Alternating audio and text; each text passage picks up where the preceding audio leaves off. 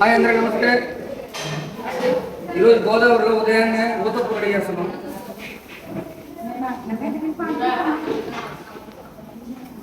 ఊతప్పు అయితే చిన్నగా ఉండదు, చాలా బాగుంటుంది.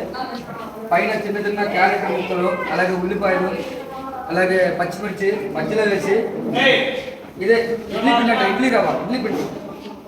ఇడ్లీ పిండి ఊతప్పు హైలైట్ ఉంటుంది. తర్వాత బ్రేక్ఫాస్ట్ అంటే ఫుల్గా తినేస్తాను. నాకు తెలియదు, ఇప్పుడే నేర్చుకున్నా ఎలా చేయాలి, అక్క నేర్పించాలి. ఆ తర్వాత చట్నీ రండి.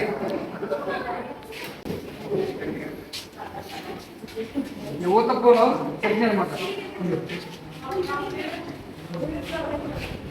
ఇప్పుడే ఊతప్పు చేసుకుంటాం. ఫస్ట్ చట్నీ వేసుకున్నాం. అక్కడ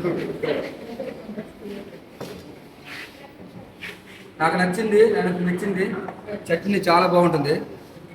సూపర్ అన్నమాట చట్నీ. నాకు చాలా నచ్చింది చట్నీ. ఇడ్లీలు కూడా చాలా బాగుంటుంది.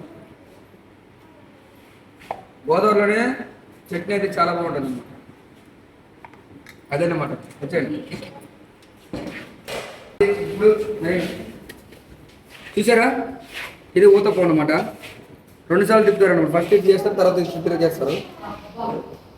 దీన్ని మనం ఎలా తినాలంటే చాలా వేడిగా ఉంది.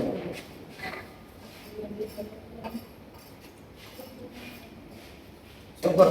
ఉదయాన్నే వేడిగా ఊతప్పు తీసుకుని చట్నీ వేసుకుని తినేస్తే సూపర్ ఉంటుంది. రెడీ, రాజ్యం.